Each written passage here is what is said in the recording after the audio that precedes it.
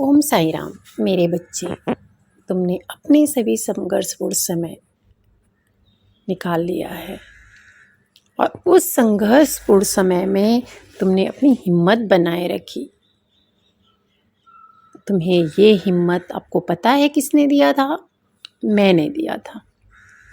शायद तुम्हें इस बात का पता भी ना हो। जब तुम्हारा बुरा वक्त चल रहा था, तुम्हारा समय बदल गया था, तो तुम्हारे अपनों ने तुम्हारा साथ छोड़ दिया। धीरे धीरे करके सबने तुम्हारा साथ छोड़ दिया था। कोई भी तुम्हारे साथ नहीं था, तो सब कुछ तुमने सहन किया अकेले ही। तुमने इस तूफान का सामना किया अकेले ही। न केवल संघर्ष किया, सहन किया, बल्कि इस तूफान में अकेले खड़े भी रहे। तुम दूसरे से अलग हो मेरे बच्चों। हमने तुम्हें इसलिए नहीं बनाया कि तुम यह सब संघर्ष करो, सहन करो। दुख सहन करने के लिए तुमको नहीं बनाया है, बल्कि हमने तुम्हें इसलिए बनाया है कि अपने लिए खड़े रहो, गरीबों की मदद करो। आज हम तुम्हें आशीर्वाद देते हैं कि तुम एक अलग ऊंचाई पर जाओगे और ऊंचाई पर जा कर के सभी की मदद करोगे। जो तुमने कभी सोचा भी नहीं होगा, वह सब कुछ तुम्हें मिलेगा। पता है, तुम इस जीवन से थक चुके हो। मुझे सब कुछ पता है। तुम हमेशा हार मान लेते हो, इस जीवन को ख़त्म करने की बात करते हो। गलत है, बिल्कुल गलत है।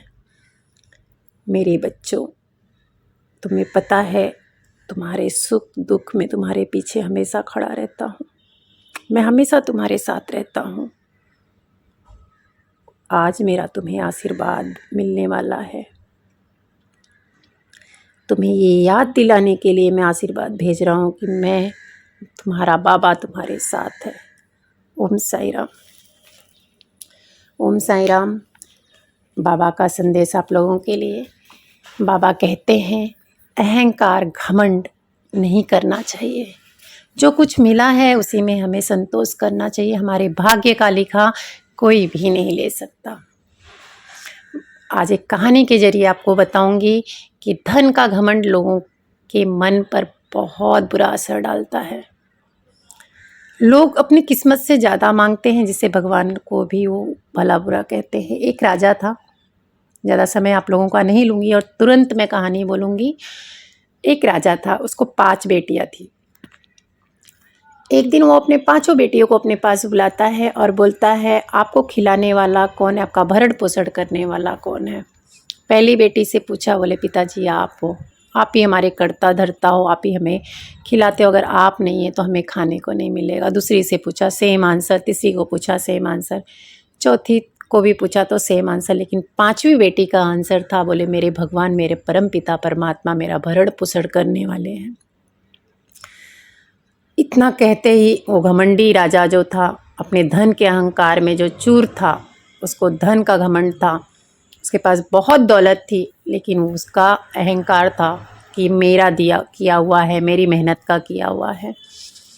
5वीं बेटी के ऊपर वो क्रोध में लाल हो गया और अपने मंत्री को बुलाया कि इसको एकदम फटे पुराने कपड़े दे दो, साधारण से कपड़े में इसको जंगल में फेंको।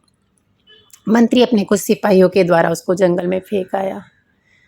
राजकुमारी ने छू भी नहीं किया, बोला कि जैसी आपकी मर्जी पिताजी। और मंत्रियों ने सिपाही के द्वारा जब उसको फेंकवाया, वो जंगल में रुक गई। रात हुई। डर तो रही थी क्योंकि बेचारी महल में रहने वाली और जंगल में गई, लेकिन अपने परम पिता परमात्मा के ऊपर उसको पूरा विश्वास था। उसने इधर उधर से लकड़ियाँ जलाई कि कहीं अगर लकड़ियाँ जलती रहेंगी तो कोई जानवर उसके पीछे नहीं पड़ेगा या जानवर यहाँ नहीं आएगा। जलाई। जब ज़्यादा रात हुई तो उसको किसी की आवाज़ आई, तो उस आवाज़ की तरफ जब बढ़ी तो वहाँ पे उसको एक झोपड़ी दिखी, जिसमें एक बुढ़ा आदमी पानी पानी कर रहा था। पानी का मटका पड़ा हुआ था, तो उस राजकुमारी ने पानी के मटके से पानी निकाला और उस बूढ़े आदमी को पिलाई। तो बूढ़ा आदमी बोला कि बेटा आप इतनी सुंदर हो, आप यहाँ क्या कर रही हो इस घनी जंगल में और इतनी रात को। सब कहानी जो उसके ऊपर आप बीती थी उसने उस बूढ़े आदमी को बता दिया।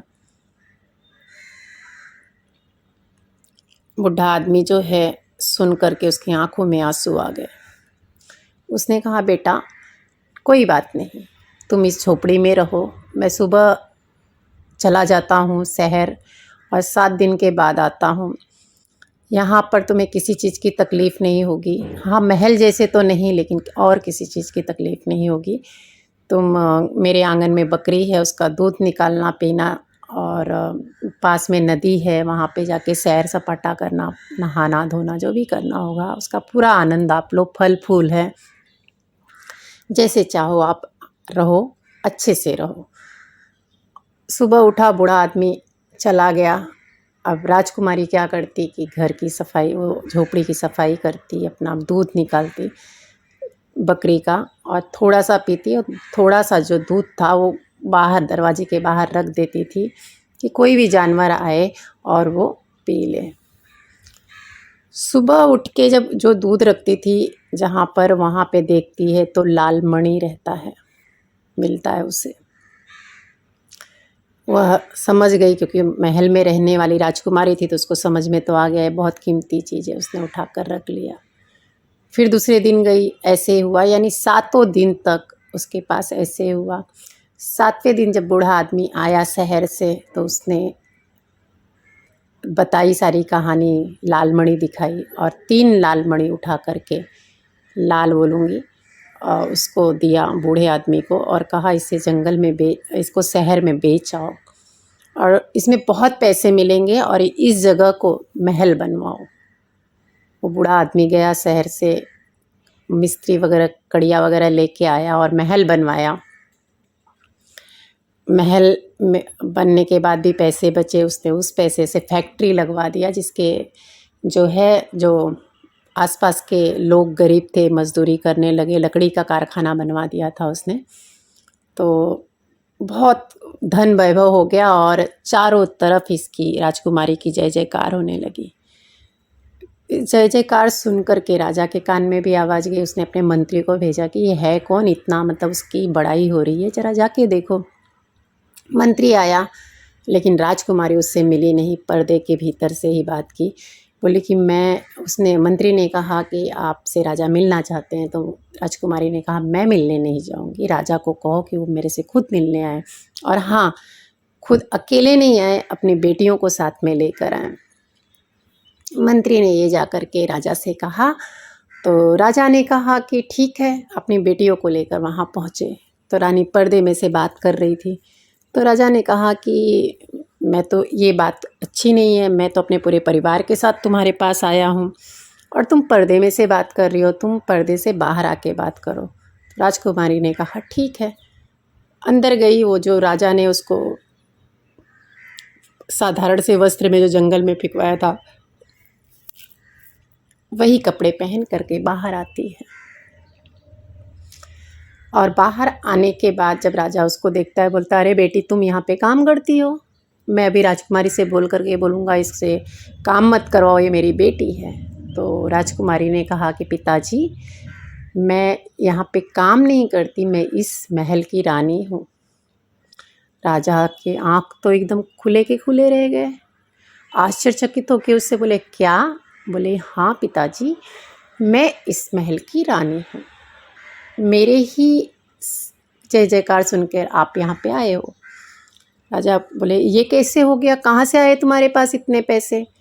तो रानी ने बताया सारी कहानी और बोली ये तो 3 लाल मणि से ही हो गया है, 4 अभी भी मेरे पास शेष है। 3 में ही इतना हो गया कि मैं आपसे 2 गुना धन वैभव की मालकिन बन चुकी हूँ।